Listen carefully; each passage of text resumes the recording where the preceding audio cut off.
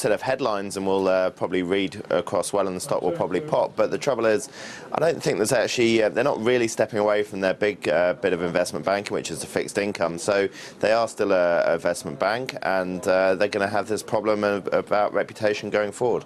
What about this LIBOR class action? How much do we know about that, and how damaging could that be?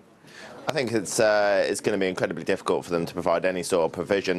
They're definitely going to come out of the woodwork, these class actions, and this is going to be an overhang of the stock for a few years to come, I think. But I don't think really it's going to be very difficult to prove whether people benefited or were lost out by the LIBOR things. I think it will be really difficult to get any sort of closure on it. Just heard the CEO talking about counting on Barclays to deliver sustainable returns over time. How long is this going to take, really, do you think?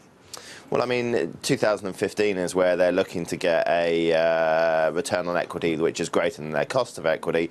I think that's probably going to be very difficult for Mr. Jenkins to get.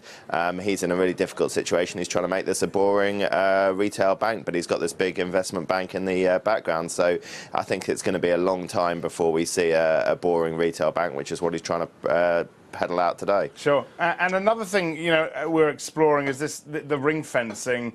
How much value there is really in separating retail and investment banking when the government really wouldn't allow a bank this size to fail anyway, right? Yeah, I mean, they wouldn't allow it to fail, but I think if Barclays gets into serious problems after the mistakes the government have made back in 2008, they're going to be a lot harsher, and you're not going to get such a cushy resolution as you did with RBS and Lloyds. So I think any sort of failure now will be very harshly treated. It won't fail, but certainly the bond holders and the shareholders will be taken out. Do you buy Barclays today?